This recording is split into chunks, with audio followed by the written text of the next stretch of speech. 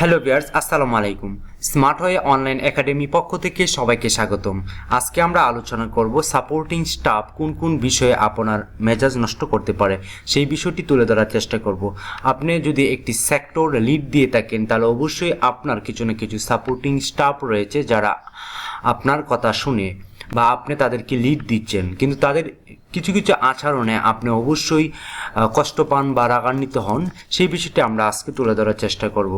এই ভিডিওটা থেকে আপনি জানতে পারবেন আপনার লিডারশিপ স্কিলটা কিভাবে ইমপ্রুভ করা যায় বা নিজেকে কিভাবে ইমপ্রুভ করা যায়, নিজেকে ইমপ্রুভ করে কিভাবে একটি ভালো স্যালারি চাকরি পাওয়া যায় এবং কিভাবে নিজের পজিশনটাকে পদোন্নতিতে রূপান্তরিত দেওয়া যায়, সেই বিষয়টি আমরা অবশ্যই জানতে পারবেন। তার আগে ছোট্ট একটি রিকোয়েস্ট, যদি আমার এই চ্যানেলটা ভালো লেগে থাকে অবশ্যই সাবস্ক্রাইব করবেন, কারণ এই চ্যানেলটা প্রত্যেক দিন job responsibility, job analysis, skill improvement, skill development এবং জব ইন্টারভিউ টিপস এবং ট্রিক্স দেওয়া হয়, যা আপনাকে অনেকটাই পারফর্ম করে তুলবে, আপনার প্রফেশনাল লাইফে অনেকটাই ইমপ্রুভ করে তুলবে। সো অবশ্যই সাবস্ক্রাইব করে পাশে থাকবেন। তো চলুন আমরা মূল আলোচনায় চলে যাই। সাপোর্টিং স্টাফ কোন কোন বিষয়ে আপনার মেজাজ নষ্ট করতে পারে সেই বিষয়টা আমরা আলোচনা করি।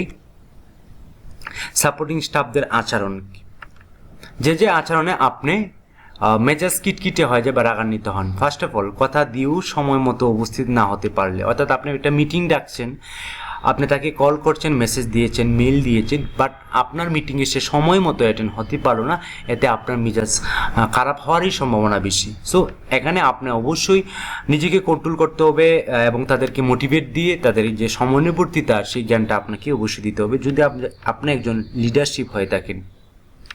কুচা মার্কা কথা বললে অনেকেই দেখবেন যে পাশ থেকে বা আশেপাশ থেকে আপনাকে কুচা মার্কা কথা বলবে বা আপনাকে আপনার সামনে বা পিছনে অনেক ধরনের কমেন্টস করবে, যা আপনি শোনার পরে আপনার মেজাজ কিটকিটে হয়ে যাওয়ার সম্ভাবনা বেশি এবং মেজাজ নষ্ট হয়ে যাওয়ার সম্ভাবনা বেশি থাকে। এক কথা বারবার বললে আপনি যেটা ডিসিশন দিয়েছেন সেই ডিসিশনটা সে বুঝতেছেন বা বারবার দেওয়ার চেষ্টা করছেন, এরপরও সে বুঝতেছে না, এই ধরনের আচরণ বা এই ধরনের স্টাফ যদি আপনার কাছে থাকে তাহলে আপনার লিডারশিপটা পরিচালনা করা বা আপনার যে সেক্টরটা সেটা পরিচালনা করা খুবই কঠিন। কাউকে কল দেওয়ার পর কল ব্যাক না করলে, আপনি আপনার সাপোর্টিভ টিম যারা আছে তাদেরকে কল দিয়েছেন কিন্তু কল রিসিভ করছে না, রেসপন্স করছে না, সেক্ষেত্রে আপনার মেজাজ নষ্ট হওয়ার সম্ভাবনা বেশি। গোপনীয়তার বরখেলাপ করলে, আপনি একটা স্টাফকে খুবই ভালোবাসেন, তাকে বিশ্বাস করেন, তার কাছে কিছু আপনার কথা লেনদেন হয়েছে, সেই কথাগুলো যদি আপনার পাবলিশ হয়ে যায় বা আপনার বিহেভিয়ার, আপনার যে পার্সোনালিটি সেটা যদি অনেকটা পাবলিশ হয়ে যায়, সেক্ষেত্রে আপনার যে লিডারশিপ পাওয়ারটা সেটা কমে যাওয়ার সম্ভাবনা বেশি। তাই গোপনীয়তা বরখেলাপ করলেও আপনার মেজাজ খারাপ হওয়ার সম্ভাবনা বেশি। কথার ভিতর কথা বললে, আপনি একটা লিড দিচ্ছেন বা মোটিভেট দিচ্ছেন, সেই ফাঁকে আপনাকে কিছু বুদ্ধিজীবী স্টাফ রয়েছে যারা আপনি যে জানার ভান বেশি ধরে অথচ আপনি সাপোর্টিং হিসেবে কাজ করছে, তাদের কথা আপনি মাঝে মাঝে লিড দেওয়ার ফাঁকে ফাঁকে তারা আপনাকে এমনভাবে কথা বলে যেতে আপনার মোটিভেটে যে স্পিকিং পাওয়ারটা সেটা কমে দেয়, যে কারণে আপনার মনোবল হারিয়ে যায় এবং আপনার সেখানে লিড দেওয়ার সমস্যা হয়। সো এ ধরনের কথাবার্তা বা এ ধরনের স্টাফ যদি আপনার কাছে থাকে তাহলে আপনাকে অবশ্যই মেজাজ নষ্ট হয়ে যায় এবং অবশ্যই আপনি তাদেরকে মোটিভেট দিতে হবে।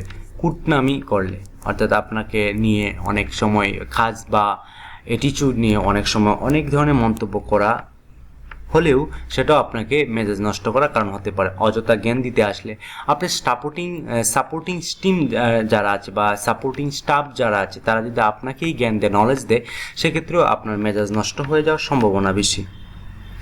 কোনো কিছু না জেনেও সব জানতার বান ধরলে, অর্থাৎ দেখবেন যে কিছু কিছু স্টাফ রয়েছে সব কিছুই জানে কিন্তু কাজের বেলা কিছুই নাই। সো এ ধরনের স্টাফদেরকে দেখলেও বা এ ধরনের আচরণ দেখলেও আপনার মেজাজ খারাপ হয়ে যেতে পারে। অযথা কারো ব্যক্তিগত বিষয়ে নাক গলাতে আসলে, কিছু কিছু স্টাফ রয়েছে যে অযথা ব্যক্তিগত বিষয় নিয়ে নাক গলায়, সেটাও আপনার মেজাজ খারাপ হয়ে যেতে পারে। যেখানে সেখানে ধর্ম নিয়ে আসলে, আপনি একটা কাজ করতেছেন বা একটা মোটিভেট স্পিচ দিচ্ছেন, সেখানে আপনি যদি কোনো সাপোর্টিং স্টিপ ধর্ম নিয়ে আসে, সেটাও আপনার জন্য মেজাজ খারাপ হওয়ার সম্ভাবনা বেশি থাকে।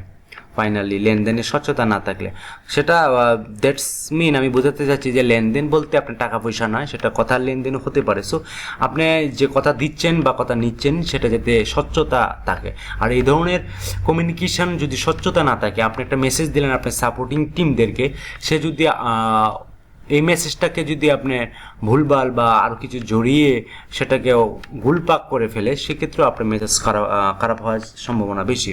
সো একজন লিডারশিপ স্কিল বা একজন লিডারশিপ পারসন যদি আপনার এই বিষয়গুলা স্টাফদের আচরণে পাওয়া যায়, এই টপিকসগুলা, সেক্ষেত্রে আপনি লিডারশিপ দেওয়াটা খুবই কষ্টকর হয়ে যাবে। সো কিভাবে আপনি নিজেকে কন্ট্রোল করবেন সেই বিষয়ে আমি অনেক ভিডিও দিয়েছি, অবশ্যই ভিডিওগুলো দেখবেন। আর তাছাড়া আপনি সাপোর্টিং টিমদেরকে আগে আপনার বৈশিষ্ট্যগুলো জানিয়ে দিন, তাদের সাথে পার্সোনাল কথাবার্তা কম বলবেন এবং অফিসিয়াল কাজ নিয়ে বেশি কথা বলবেন, এবং যে পয়েন্টগুলো আমি আলোচনা করছি সেই পয়েন্টগুলো তাদের সামনে বলে দিতে পারেন যে এই ধরনের কথা যাতে না হয়। সো আশা করি অনেকটাই হেল্পফুল হবে এই ভিডিওটা। আর এই ধরনের ভিডিও পেতে অবশ্যই আমাকে সাবস্ক্রাইব করে পাশে থাকুন। তো এতক্ষণ ভিডিওটা দেখার জন্য অসংখ্য ধন্যবাদ। আজকে এই পর্যন্তই। ভালো থাকবেন, সুস্থ থাকবেন। আল্লাহ হাফিজ।